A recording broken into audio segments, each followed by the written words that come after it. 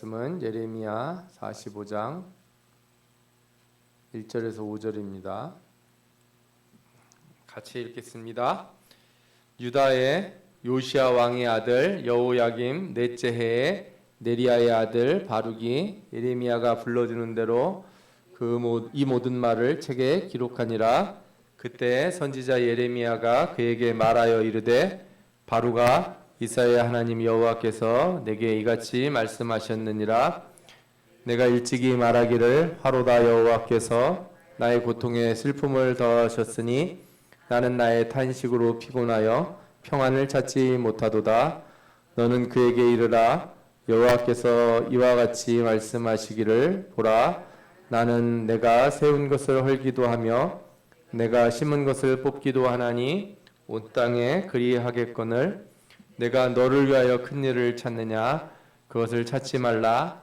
보라, 내가 모든 육체에 재난을 내리리라. 그러나 내가 가는 모든 곳에서는 내가 너에게 내 생명을 노량물 주듯 하리라. 여호와의 말씀이니라. 아멘. 원래 이번 주에 51장부터 나오는 그 열국의 심판 이 부분을 하려고 그러다가 45장을 그냥 건너가긴 좀 아까운 것 같아서 오늘은 이 45장에 나오는 바룩이라고 하는 예레미야 선지자 곁에 있던 한 사람, 이 바룩의 이야기를 좀 다뤄보려고 합니다.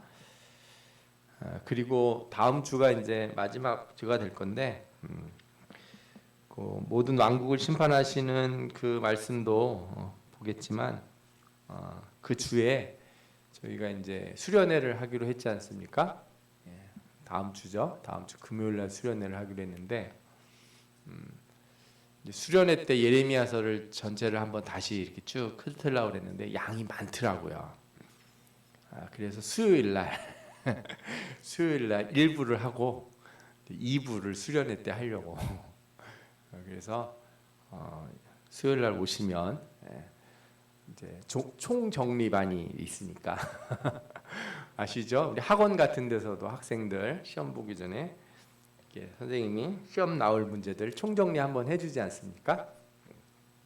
총정리를 다음 주 수요일 날 일부를 하고 금요일 날 수련회 때는 이렇게 뭐 주변 얘기들, 배경 얘기들, 뭐 역사적인 얘기들 이런 거는 좀 다 금방금방 스킵하고요. 그거는 수요일 날 좀 다루고 금요일에는 이제 주로 우리 예레미야서에서 나온 우리가 깊이 생각해보고 우리가 같이 이제 회개하고 또 결심하고 결단해야 되는 부분들 이런 거 중심으로 이렇게 살펴보려고 합니다. 아멘.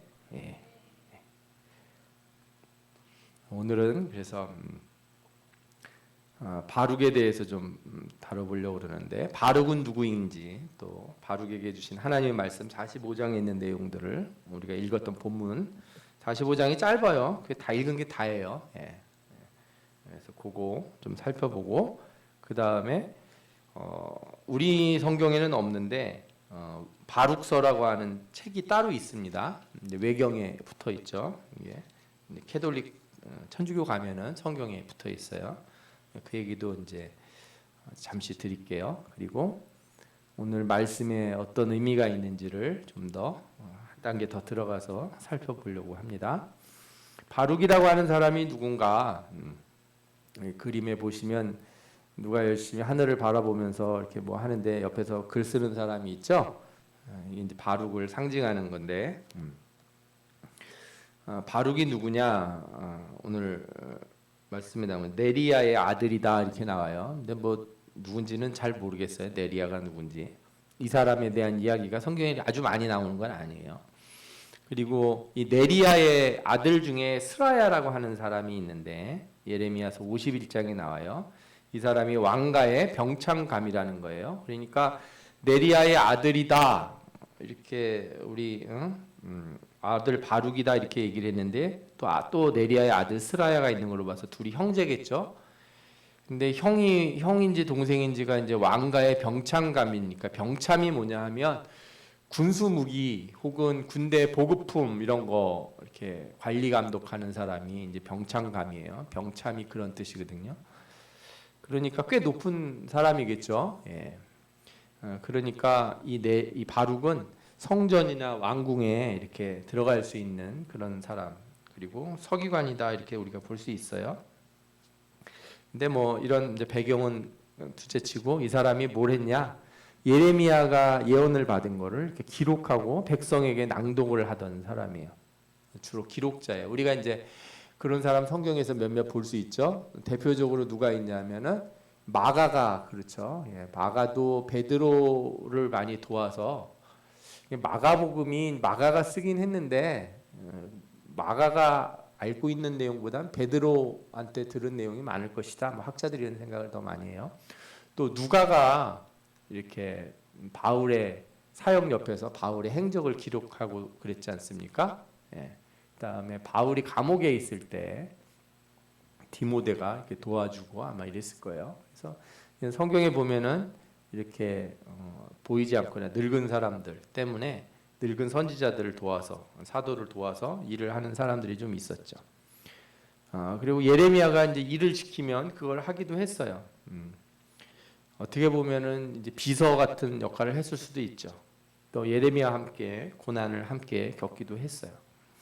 바룩이 어떤 때부터 했냐면 이제 여러분들이 요거를 좀 보실 필요가 있는데 그러니까 예레미야의 활동표죠. 활동을 요시야 13년부터 시작을 해서 시드기가 끝나고 나서 나중에 죽죠. 이제 아마 애굽에서 죽은 것 같아요. 언제 죽었는지 어디서 죽었는지가 사실 약간 불분명한데 애굽에서 죽었는지 돌아와서 죽었는지 바벨론에 가다 죽었는지 잘 모르겠는데 많은 사람들이 애굽에서 죽었을 수 있다 이런 생각들을 해요.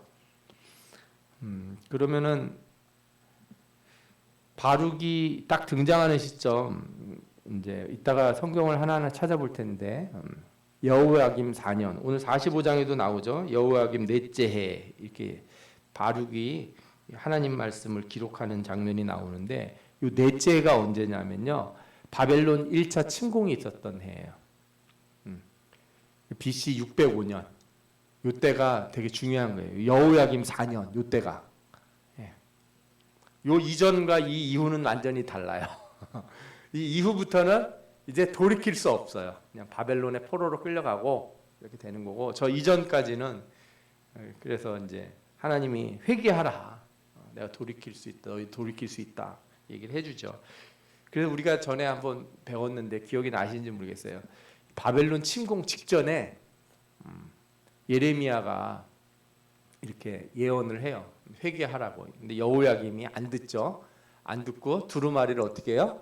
다 불태워 버리죠. 예. 그 일이 있는 때가 바로 요때예요. 바룩이 그때부터 예레미야를 도운 걸로 보여요. 그래서 예레미야서를 앞에 반절 정도는 예레미야가 직접 기록을 하고 나머지 반은 뒷부분은 이제 바룩이 대피를 했다 이렇게 생각하는 사람들도 많으면 성경이 그렇게 나오거든요. 바룩 보고 기록을 하게 했다 이렇게 성경이 나오기 때문에. 그래서 바룩이 한 일의 가장 큰 일이 뭐냐면 예레미야를 통해서 하신 하나님 말씀을 기록한 사람이에요.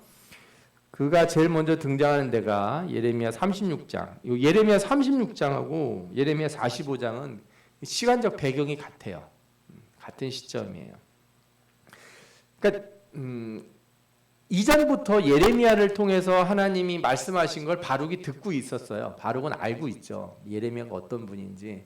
그리고 그 예레미야를 지지하고 예레미야가 전한 하나님 말씀을 따르던 사람이 바룩이라고 할 수 있어요. 그런데 이제 어떤 계기가 돼서 이 예레미야 곁에서 이제 예레미야를 도운 거죠. 근데 요 시점에 이 여호야김 4년 그죠? 요 때가 언제냐면 갈그미스 전투라고 제가 두 개의 큰 전투가 있었다고 그랬죠.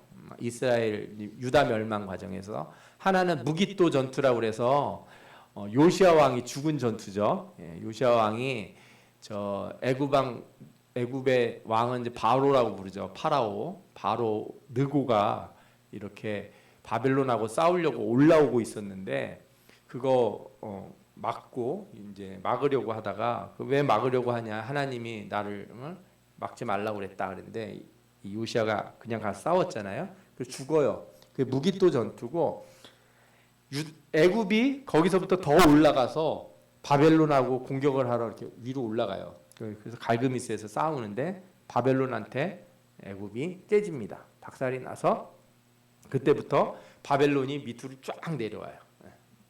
그리고 그 해에 유다가 1차 공격을 받게 돼요. 그 시점에 여호와께서 예레미야에게 말씀하시느니라 이르되 너는 두루마리 책을 가져다가 뭐 이렇게 쭉 나오는데 내가 내게 일러준 모든 말을 거기에 기록하라 이렇게 하고 이에 예레미야가 네리야의 아들 바룩을 부르매 바룩이 예레미야가 불러주는 대로 여호와께서 그에게 이르신 모든 말씀을 두루마리 책에 기록하니라. 이 시점부터 이제 바룩이 기록을 했다는 거예요. 그런데 이제 이거를 기록을 했는데 예레미야가 뭐라고 했냐면 바룩에게 명령하이르되 나는 붙잡혀 있으므로 여호와의 집에 들어갈 수 없으니 그러니까 성전에 못 들어가는 거예요. 잡혀 있어서 감옥에. 너가 들어가서 이 여호와의 말씀을 여호와의 성전에 있는 백성의 귀에 낭독하고 유다 성읍의 온 자들을 귀에도 낭독을 하라. 읽어주라는 거예요. 가서. 그래서 예레미야 갇혀 있을 때 바룩이 대신 가서 하나님 말씀을 선포를 해요. 그래서 네리야 아들 바룩이 선지자 예레미야가 자기에게 명령한 대로 하여 여호와의 성전에서 책에 있는 여호와의 모든 말씀을 낭독하니라. 성전에서 이제 말씀을 막 낭독을 한 거예요. 그랬더니 이제 발칵 뒤집혀요. 그 안에 있던 고관들이 바룩을 불러요. 그래서 네가 읽은 거 다시 한번 얘기를 해달라. 그래서 바룩이 여호와의 성전 윗들 곧 여호와의 성전에 있는 세문 어귀 곁에 있는 사반의 아들 서기관 그마랴의 방에서 그 책에 기록된 예레미야의 말을 모든 백성에게 낭독하니라 이렇게 나와요. 쭉 읽어주는 거죠. 고관들이 또 이제 묻죠. 그래서 다시 우리 귀에 낭독하라 그래서 또 귀에 낭독을 해요. 여러 번 해요 이 일을. 보면은. 그래서 고관들이 이걸 듣고서 깜짝 놀래가지고 우리가 이 말을 왕한테 말을 하겠다. 그래서 왕한테 가서 얘기를 하죠. 근데 왕한테 얘기를 했더니 왕이 아까 말씀드린 대로 안 듣죠. 안 듣고 태워버리고 그래요. 그 다음에 비슷한 예언을 했던 우리아라고 하는 선지자는 예언을 한 다음에 애굽으로 도망치죠. 그 다음에 도망간 그 우리아를 잡아오게 해가지고 그 선지자는 죽어요. 그런데 예레미야하고 바룩은 안 죽어요. 왜냐하면 고관들이 뭐라고 그러냐면 바룩에게 너는 가서 예레미야와 함께 숨고 너희가 있는 곳을 사람에게 알리지 마라. 그래서 그 고관들이 예레미야하고 바룩을 이렇게 피하도록 해요. 그래서 36장 26절을 보면 왕이 명령하여 서기관 바룩과 선지자 예레미야를 잡으라 하였으나 여호와께서 그들을 숨기셨더라. 이때가 이제 바룩이 예레미야를 도와서 이게 여러분들 그냥 우리가 이렇게 읽어서 그런데 이 해가 어떤 해라고요? 아까 말씀드린 대로 전투가 일어나서 큰 바벨론과 그 큰 나라 애굽이 싸운 거예요. 막 요즘 시대로 따지면 중국이랑 미국이랑 한판 붙은 거예요. 박살이 나서 나라로 막 밀려 들어온다고 생각해봐요. 우리나라로. 근데 그 직전에 예레미야가 예언을 하는 거예요. 뭐 하라고? 회개하라. 근데 이제 안 듣는 거죠, 사람들이. 그러니까 이 바룩이라고 하는 사람도 이제 오랫동안 들었잖아요. 예레미야 예언을 들었어요. 막 설교하는 거 우리가 예레미야 처음 배울 때 앞부분에 이스라엘의 여러 가지 죄들에 대해서 설교한 것들이 있지 않습니까? 그거를 바룩이 쭉 들었단 말이에요. 그러다가 예레미야가 잡혔어요. 감옥에 갇혔어요. 자꾸 나라가 망한다는 소리만 하니까 잡아놓았단 말이에요. 감옥에다가. 근데 거기서 이제 마지막으로 이제 니들 이번이 중요한 거야 하면서 예언을 한 거예요. 이 마지막 예언은 아니지만 그거를 예레미야가 직접 가서 다 막 선포하고 그러면 되는데 어떻게 누구 보고 시켜요? 바룩 네가 좀 가서 해라는 거예요. 난 여기 갇혀 있으니. 그럼 여러분들 같으면 하고 싶으시겠어요? 아이고 살 떨릴 것 같아요. 큰일 나. 이거 잘못하다가는 그냥 죽는 거예요. 뭐 아무것도 못하고. 진짜 어려운 상황인 거죠. 또 바룩이 어떤 일을 하냐면 예레미야가 이제 나중에 또 잡혀요. 32장에 나오는데 이때는 이제 왕이 바뀌어요. 한 17년 뒤에요. 36장에서부터 한 17년 뒤에. 여러분들 한번 다 예전에 우리 설교했던 거, 우리 공부했던 거 다시 들어보시면 아실 거예요. 요거 배울 때 제가 장을 순서대로 안 하고 연도순으로 다 바꿔가지고 설명을 쭉 한 적이 있어요. 한번 살펴보시면 될 것 같은데, 예레미야가 감옥에 있으면서 하나님 또 무슨 얘기를 하시냐면 가서 아나돗의 밭을 사라는 거예요. 친척 그 밭을 사라는 거예요. 근데 그때 한참 무슨 예언을 하다가 감옥에 또 갇혔어요? 바벨론이 망해서 70년간 포로된다, 뭐 이런 소리 하고 있다가 감옥에 갇혔는데 하나님이 뭘 사라는 거예요? 땅 사라는 거예요. 참, 그죠? 예. 여러분들 진짜 전쟁 난다고 하나님이 얘기하는데, 성호야 전쟁이 날 거다. 그런데 넌 저기 가서 아파트를 사거라. 비싸게 돈 주고 사거라 그러면은 사고 싶은 마음이 나겠습니까? 예레미야가 그것을 해요. 그런데 그걸 또 본인이 안 가고 누구한테 시켜요? 바룩한테 시켜요. 바룩이 그래가지고 가서 매매 증서를 다 받아가지고 이렇게 매매 증서를 가지고 토기에 담아 오랫동안 보존하라 그래서 토기에 담아서 이렇게 잘 보존을 해요. 어디서 숨겨놨겠죠. 예. 그러니까 이런 거를 했다는 거는 그냥 단순한 이렇게 서기관이 아닌 거예요. 예레미야가 시키면 하는 사람이에요. 어떤 사람들은 바룩이 예레미야의 친구가 됐을까? 근데 제가 보기에는 아마 엘리야와 엘리사 같은 관계, 뭐 모세와 여호수아 같은 관계, 좀 이런 관계가 아니었을까 싶어요.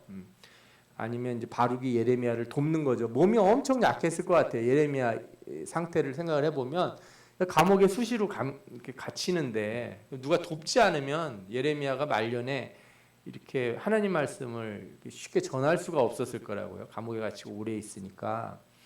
그걸 도왔던 사람이라고 생각이 들어요. 집안이 이제 좋은 집안이니까. 그런데 이런 일까지 다 한 걸로 보면 정말 이렇게 손발이 된 사람이다 하는 생각이 들어요. 그리고 또 어떤 일이 있었냐면 여러분들이 이제 지난주에 들으셨죠? 그 이스마엘이 총독을 죽이고 암몬 모압 왕 쪽으로 가버리죠. 그리고 이제 남은 사람들을 요하난이 데리고서 어디로 도망을 갑니까? 애굽으로 간 거예요. 예레미야한테 실컷 기도해 달라고 그래놓고 예레미야가 가지 말고 여기 있으라 그랬는데 안 된다. 너는 하나님 말을 거짓말로 한 거다. 우리가 애굽에 가면 살까봐 그러지. 그러면서 다 사람들 끌고 애굽으로 가잖아요. 그래서 거기에 예레미야도 같이 가요. 가게 돼요. 끌려가는 거죠. 근데 그때 네리야의 아들 바룩도 같이 가요. 애굽 땅으로 같이 들어가서 그래서 여기서부터는 이제 예레미야 얘기가 명확하지가 않아요. 여기서 죽지 않았을까 이렇게 생각을 하는 거죠. 그런데 바룩이 여기서 같이 죽었는가? 그런 것 같진 않아요. 그런 것 같진 않은 게 예레미야가 한 말씀들을 바벨론에 있는 그 이스라엘 사람들이 이제 알고 있었던 거거든요. 그래서 예레미야가 그 전에 편지를 보낸 적도 있고요. 뭐 여러 가지 경우들이 있는데 이 부분은 확실치는 않아요. 바룩이 나중에 또 예레미야가 죽은 뒤에 바벨론으로 말씀을 가져갔는지는 정확치는 않지만 우리가 예를 들어 다니엘서 9장 1절에서 2절을 보면 다니엘이 이런 얘기를 해요. 다리오가 갈대아 나라 왕으로 세움을 받던 첫 해 곧 그 통치 원년, 이때가 언제냐? BC 539년 아니면 538년이에요. 605년부터 생각을 해보면 한 시간이 꽤 지난 거죠. 예, 한 뭐 65년 훨씬 넘죠. 70년. 그래서 이 시점이 언제쯤이냐? 다니엘이 한 80세가 넘었을 거다. 다니엘이. 그죠? 이 정도 아주 고령의 나이였을 거라는 거예요. 근데 다니엘이 그 시점에 예레미야에게 알려주신 그 연수를 깨달았다 이렇게 얘기를 하거든요. 예레미야가 전했을 때 이 70년이 그 될 거다라고 하는 거는 1차에 끌려간 다니엘이 그 예루살렘에 있을 때는 알 수 없는 내용이에요. 끌려간 다음에 알 수 있었던 내용이라 어떤 식으로 전달이 됐을 거예요. 근데 사람을 통해서 그걸 전달이 됐는지 바룩이 나중에 또 전달을 했는지 이건 뭐 여러 가지 의견들이 있지만 분명히 이제 전달될 가능성이 있다고 보는 거죠. 또 그렇게 생각하는 이유가 뒤에서도 나와요. 그게 이제 외경에 나오는 바룩서라고 하는 게 그런 의미들을 조금 가져요. 그러니까 예레미야가 죽은 다음도 활동한 것은 분명히 봐서 이 바룩은 이 유다 멸망 이후에도 일들을 많이 했다 이렇게 생각할 수가 있죠. 이런 바룩에게 이제 45장의 말씀을 하나님이 특별히 주는데 예레미야서에는 개인한테 특별히 말을 준 거, 왕 빼고요. 어떤 일반 개인한테 하나님이 예언을 그 사람의 삶에 대한 예언을 해준 게 2명이 나오죠. 한 사람은 누가 있냐면은 구스인 그 내시가 있습니다. 예레미야가 갇혔을 때 예레미야를 도왔던 내시, 죽지 않도록 이렇게 도왔던 내시가 있는데 그 내시를 하나님께서 예레미야가 예언을 해주죠. 넌 절대 죽지 않을 것이다. 바벨론이 침공 가운데서 이렇게 얘기를 해줘요. 그리고 다른 한 사람이 누구냐면 바룩이에요. 바룩한테 예언을 해줘요. 그리고 아까 말씀드린 대로 이제 그 예언이 45장에 나오는데 45장이 동일한 여호야김 넷째 해예요. BC 605년. 그죠? 같은 해. 그러니까 바룩이 열심히 적고 있으면서 뭔가를 했어요. 그랬더니 하나님이 예레미야에게도 이 대피를 하고 있는 바룩한테 이 얘기를 해주라고 말씀을 하신 거예요. 그게 우리가 읽은 45장이라는 거예요. 이 해가 어떤 해냐 아까 말씀드렸죠. 유다 심판이 시작된 해고 갈그미스 전투에서 애굽을 이긴 바벨론이 유다를 공격하여 포로들을 데려간 해예요. 공격이 있기 전 하나님이 예레미야를 통해서 마지막 회개의 기회를 주시고자 이거를 예언을 하는데 이걸 바룩을 통해서 쓰고 낭독하게 하신 거라고 제가 말씀드렸잖아요. 근데 이 바룩에게 하나님이 무슨 말씀을 하냐면 이 말씀을 기록하던 바룩의 마음을 하나님이 보신 거예요. 이 유다에 닥칠 심판을 오랫동안 들었어요. 예레미야의 설교를. 그리고 그걸 지금 이제 기록을 또 하고 있는 거예요. 마음이 얼마나 괴롭겠어요. 예레미야 45장 3절에 뭐라고 하냐면 내가 일찍이 말하기를 화로다 여호와께서 나의 고통에 슬픔을 더하셨으니 나는 나의 탄식으로 피곤하여 평안을 찾지 못하도다.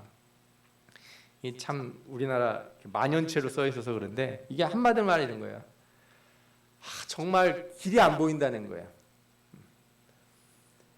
막 여기저기서 전쟁이 나고 막 환란의 소리 나고 곧 우리나라가 망할지도 모르겠다. 그런데 선지자 예레미야는 계속해서 백성들한테 너희들 이렇게 살면 하나님한테 혼난다. 나라가 망할 수 있다. 이런 경고의 말씀을 계속 드렸잖아요. 그러니까 마음속에 그걸 알고 있는 거예요. 그런데 이제 막상 그걸 귀로만 듣는 게 아니라 예언하고 있는 예레미야의 말을 내가 지금 쓰고 있는 거라고요. 마음이 어때요? 죽겠는 거죠. 너무너무 마음이 괴로워서 죽겠다. 이렇게 얘기를 하니까 하나님이 그걸 알고 계시는 거예요. 네가 옛날부터 그렇게 얘기했다는 거예요. 정말 괴로워서 살 수가 없습니다. 이 시대를 어떻게 삽니까? 그죠? 이렇게 얘기했다는 걸 안다는 거예요. 그런데 그냥 그렇게 하고 하나님 앞에 엎드려 기도하기만 한 게 아니에요. 이 사람이 뭔 얘기를 했냐면 하나님이 하신 말씀이 이거예요. 45장 5절에 나오는데 내가 너를 위하여 큰 일을 찾느냐 그것을 찾지 말라 이런 말씀이 나와요. 잘 생각해 보세요. 이 바룩이라는 사람이 이 시대에 뭘 찾았다고요? 큰 일을 찾았다는 거예요. 생각해 보세요. 나라가 멸망에 가까웠다는 걸 이제 알 것 같아요. 예를 들어서 우리 교회 청년 중에 하나가 아주 공부를 열심히 하고 시험도 잘 보고 그래서 공무원이 돼가지고 장관이나 뭐 차관이나 이런 게 됐다고 쳐봐요. 나라가 위기에 처했어. 멸망이 멸망이 그렇고 같은 큰 위험에 있다는 걸 느꼈어요. 그렇다면은 뭘 하겠어요? 나라의 고관이 됐다면,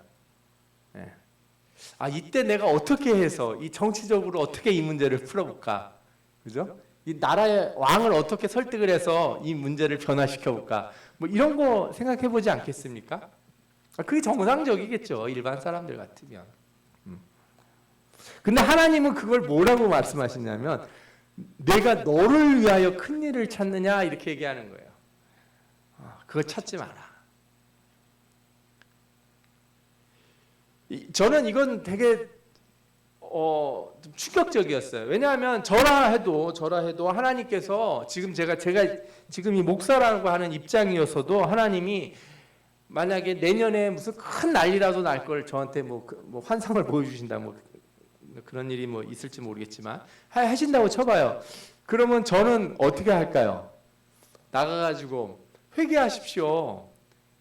이 땅에 큰 난리가 옵니다. 여러분들 회개하고 이거 하지 않으면 안 됩니다. 이렇게 할까요? 아니면 어떻게든 아는 사람들 연결해가지고 저 정치인들이나 장관이나 제가 예전에 알던 뭐 이렇게 사람들 다 이렇게 찾아가지고 네트워크를 동원해서 이걸 알려야 된다 내가 나라에 어떤 걸 할 것 같으세요? 여러분들이 하면 어떤 걸 하시겠어요? 아니 뭐 그런 일을 해서 나라를 어떻게 구해보겠다는 생각도 있는 사람도 있겠지만 어떤 사람들 같으면 그래요? 내년에 그렇게 큰 난리가 나요? 그러면 어떡하지? 어떻게 돈을 벌지? 이때? 이런 사람들 많아요. 제가 이제 그 금융업계에서 한 5, 6년 일을 했었죠. 뭐 증권사, 은행 이런 데서 일했는데 이런 양반들은 세상에서 전쟁이라고 난리가 나면 안타깝다 이런 생각하기 이전에 뭐부터 보냐. 환율이 얼마나 떨어지는지, 기름이 얼마나 원유 가격이 올라가고 주가가 올라가고 이런 거부터 먼저 봐요. 빨리 먼저 해가지고 돈을 벌려고. 그 일이니까 그 사람들. 여러분들 같으면 뭘 하시겠어요? 네? 큰 난리가 온다 그러면 여러분들은 뭘 하시겠어요? 어떤 분이 예전에 이렇게 김치 장사를 하는데 김치 공장을 하는데 큰 난리가 나가지고 김치값이 이제 배추값이 아주 폭등을 한 거예요. 그런데 미리 어떤 느낌이 와서 기도하다 보니 느낌이 와서 아주 저기 어딘 뭐 중국에서인지 김치를 미리 많이 사다 놨대. 주문을 했다는 거예요. 딱 주문에 딱 오니까 막 물난리가 나가지고 김치 가격이 폭등을 해서 돈을 벌었다. 이런 얘기를 자랑스럽게 하시는 얘기를 어디서 들은 것 같아요. 근데 저는 그렇게 생각해 보면서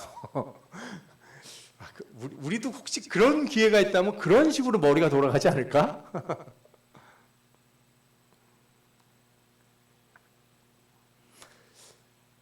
이게 참 딜레마 같은 거예요.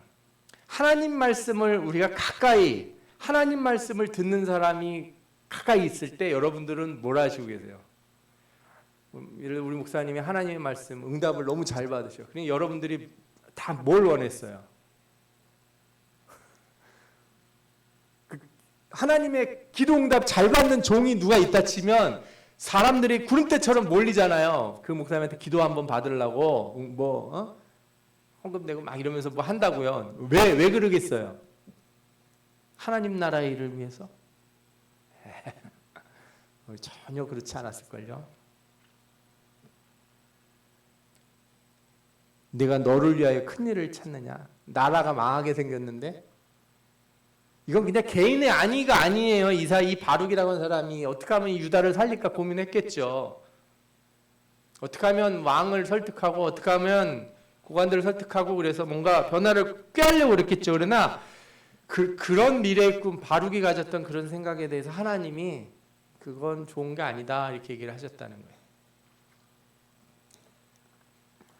그러면서 예레미야에게 하셨던 말씀 같은 말씀을 바룩에게도 해줘요. 예레미야서 1장 10절에 하나님이 하신 말씀이 있죠. 내가 오늘 너를 여러 나라와 여러 왕국 위에 세워 네가 그것들을 뽑고 파괴하며 파멸하며 넘어뜨리고 건설하고 심게 하였느니라 하시니라.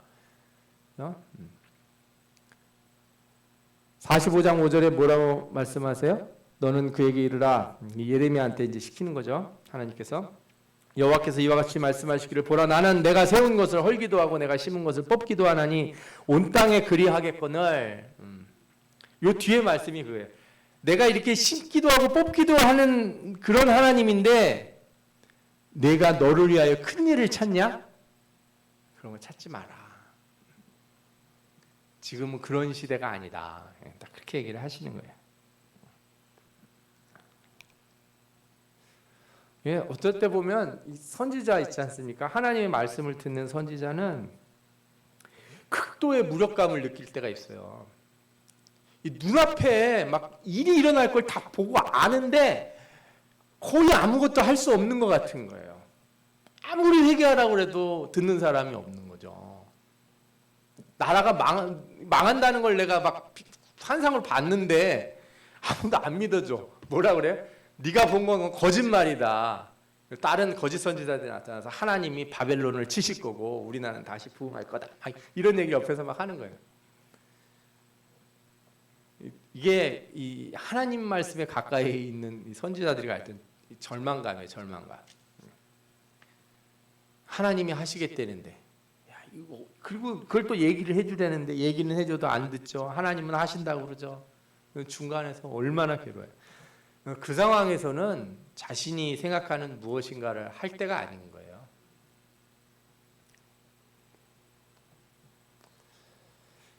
그러나 바룩이 어떤 믿음의 올바름에 있었기 때문에 하나님께서 바룩에게 이렇게 구원의 은혜를 주세요.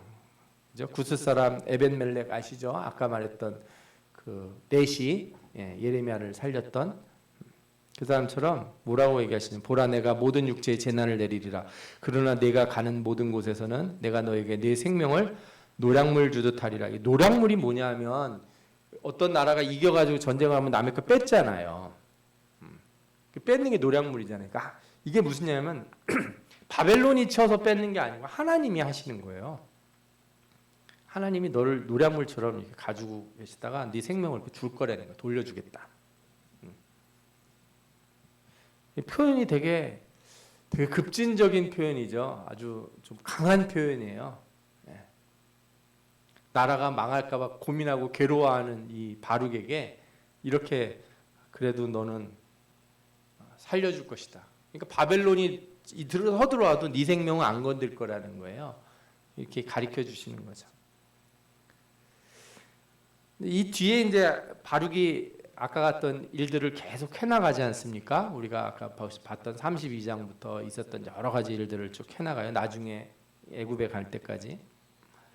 그런데 이제 재밌는 게 하나 있는데 바룩의 이름으로 된 책이 한 권 있어요. 바룩서라고 불리는 책이. 이 책은 70인 역본에 있는 성경이에요.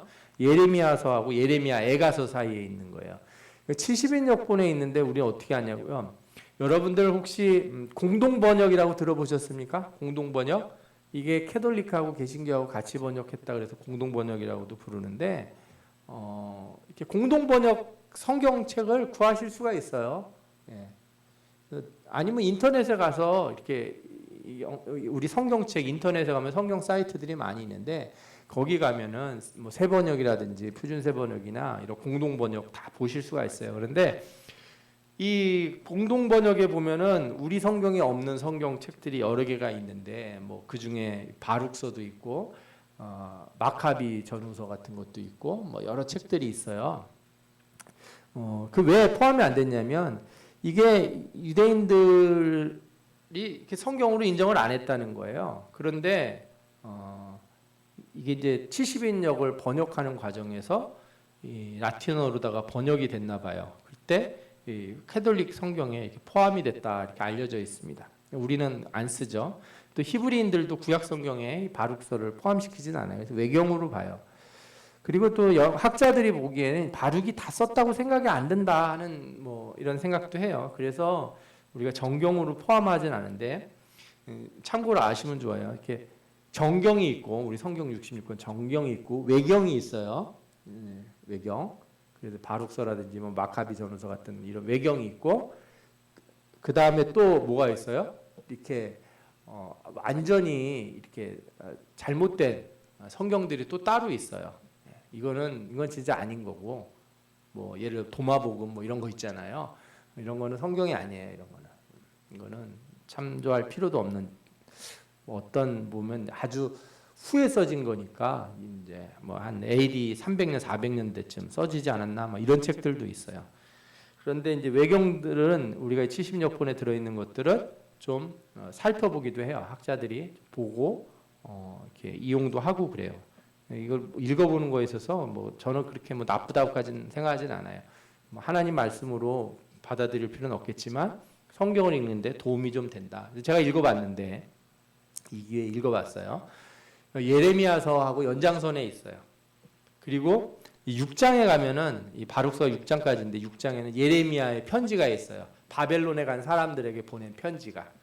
내용은 예레미야서에서 나왔던 그 기본적인 내용과 대동소이해요. 가서 하나님 우리 이제 우상 섬기지 말고 회개하고 그죠? 하나님 나중에 회복시켜 주실 것 이런 얘기들이 다 들어가 있어요. 그리고 그 기도문 이 바룩이 이제 하나님 앞에 한 기도도 들어 있고. 그래서 저는 이런 생각도 들어요.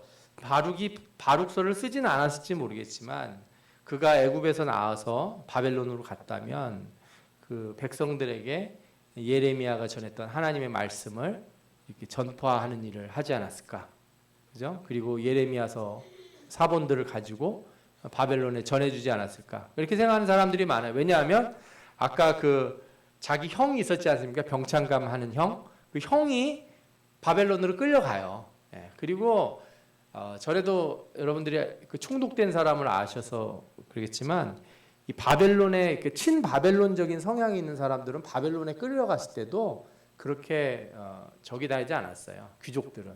그러니까 바벨론에 갔을 때 어느 정도 좀 살 수 있는 가능성이 높지 않았을까 하는 생각이 들어요. 바룩이 이렇게 마지막 활동들을 하지 않았을까 이렇게 추측을 해볼 수가 있죠. 오늘 제가 이 말씀을 특별히 더 한 장을 살펴본 이유는 이거예요. 아까도 그런 얘기를 좀 드렸지만 우리는 하나님의 말씀을 직접 듣는 분들을 가끔씩 봐요. 뭐 직접 듣는다는 표현이 좀 그렇긴 한데 이제 기도 응답을 받는다든지 그러니까 어떤 분들은 이제 본인이 기도를 많이 못하고 신앙생활을 열심히 못하니까 목회자들이 좀 자신을 위해서 기도해주고 그죠? 이렇게 가르쳐주고 하기를 바라죠. 신앙 상담도 해주고 뭐 그건 당연히 목회자가 해야 될 일인 것 같아요. 그런데 하나님의 뜻을 우리가 항상 찾으면서도 하나님의 뜻을 안다면 그 다음에 그 하나님의 뜻, 하나님의 계획을 아는 것 가지고 뭘 할 것인가 이렇게 항상 질문을 하게 되는 거예요. 솔직히 저한테는 이게 되게 많은 도전이 됐어요. 내가 기도하면서 하나님 진짜 우리 성도들 참 어려운 일 안 생기도록 저한테 미리 좀 알려주시고 그래서 제가 잘 얘기해가지고 그죠? 다 피할 수 있게 해주고 어디 이사를 가더라도 좀 좋은 데로 가서 뭐 집값들이라도 좀 오르는 데 가도록 하고 좀 그죠? 비와도 좀 좋은 데로 가고 사업 가게를 열어도 좀 잘 되고 직장에 들어가도 좀 월급도 많이 주고 좋은 데 갈 수 있도록 이렇게 해주면 얼마나 좋을까 막 이런 목회자로서 당연히 그런 마음을 갖죠. 그런데 하나님의 뜻을 아는 것과 그 말씀을 가지고 세상에서 살아가는 기회를 찾는 것이 항상 이렇게 일치하는 건가? 그렇지는 않을 것 같다는 생각이 들 때가 있는 거죠. 하나님이 만약에 하나님의 말씀, 하나님의 뜻을 우리에게 알려주실 때는 그 이유가 뭘까? 하나님의 뜻을 안다는 거 뭐 목회자만 그러는 게 아니고 저 산에 가서 뭐 40일 작전 기도하시는 분들만 아는 건 아니잖아요. 여러분들은 기도 왜 열심히 하세요? 기도해서 하나님 앞에 응답받고 싶어 하잖아요. 왜 받고 싶어 하시는 거예요? 뭔가 기회를 찾으려고요? 삶에서? 내 세상 가운데서? 제가 그 바룩이 한 말을 딱 생각해 보다가 떠오른 사람이 누구냐면 게하시였어요. 엘리사의 이 시종이었죠. 예. 그래가지고 그 나만 장군이 와가지고 문둥병 때문에 왔다가 낫고서 돌아가는데 이 엘리사가 아무것도 안 받잖아요. 그런데 게하시가 저 좋은 걸 왜 안 받나 그래서 어떻게 해요? 저기쯤 갔을 때 말하자면 한 2배제국에 지금 넘어가는 데쯤 지금 남한 장군이 가는데 3-3번 타고서 열심히 쫓아가가지고 아 장군님 잠시만요. 지금 교회에 지금 저 신학생이 급하게 온 사람들이 있는데 좀 주시면 많이 하나님의 일에 도움이 될 것 같다고 그러면서 어떻게 해요? 이렇게 받아가지고 간 거잖아요. 그래놓고서 어떻게 해요? 저기 근처 다 와가지고 이렇게 숨겨놓은 거예요. 어디다가 다리 밑에다가 말하자면 그런 거예요. 그때 엘리사가 그거 하나님 알려주시잖아요. 뭐라 그럽니까? 지금이 어찌 은을 받으며 옷을 받으며 감람원이나 포도원이나 양이나 소나 남종이나 여종을 받을 때냐. 지금 나라가 지금 무슨 상황인지 알기나 네가 하냐. 지금 그런 거 받을 때냐. 그러니까 하나님의 말씀을 이렇게 듣고 하나님이 뭔가를 엘리사가 있는데 바깥에 나아만이라고 하는 사람이 왔는데 가서 7번 목욕하라고 시켜라. 게하시한테. 그랬을 때 엘리사 마음에 무슨 생각이 들어야 돼요? 웬일이지? 아니 왜 장군이 와가지고 그 뭐 좀 요즘 어려운 일이 있는데 뭘 좀 헌금이라도 하고 도와주려나?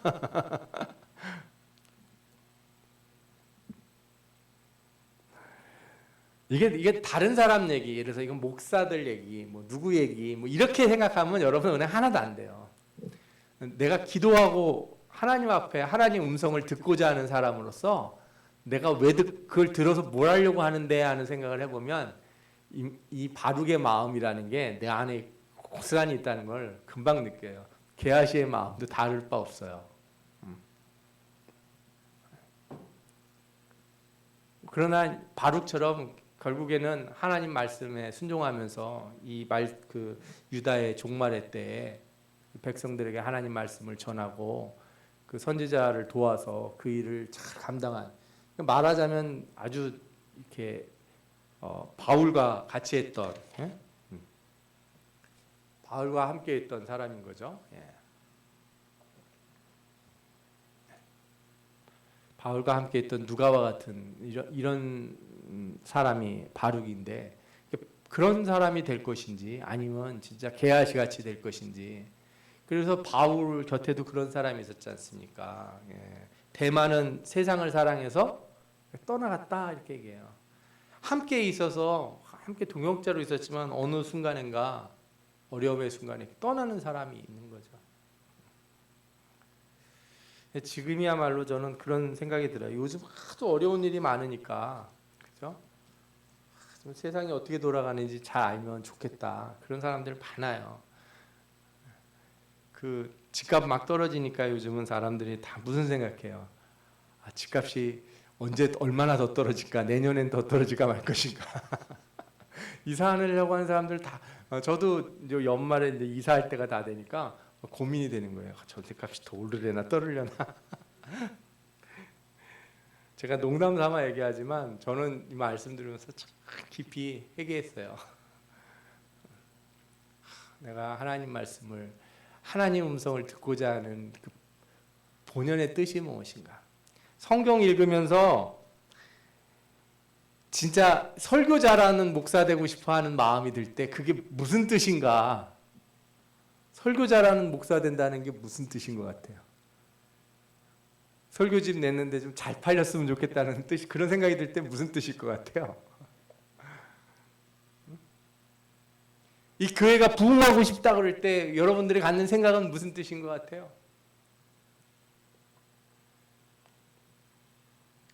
함께 우리 기도합시다. 이 시간에 우리 기도할 때 하나님, 우리가 하나님 음성 듣기를 원하는데 내 속에 숨겨진 것들이 있습니다. 내 속에 숨겨진 욕망이 있고 내 속에 아주 숨겨진 사악한 것들이 있는 것 같습니다. 주님 말씀 들어서 주님 앞에 응답받아서 나를 위해서 쓰고자 하는 그런 생각들이 우리 안에 너무 많이 있습니다. 축복받고 싶다는 생각들이 그게 무엇인지를 잘 모르겠습니다. 좀 제 모습을 보게 하여 주옵소서. 여러분들 하나님 앞에 좀 이렇게 기도했으면 좋겠어요.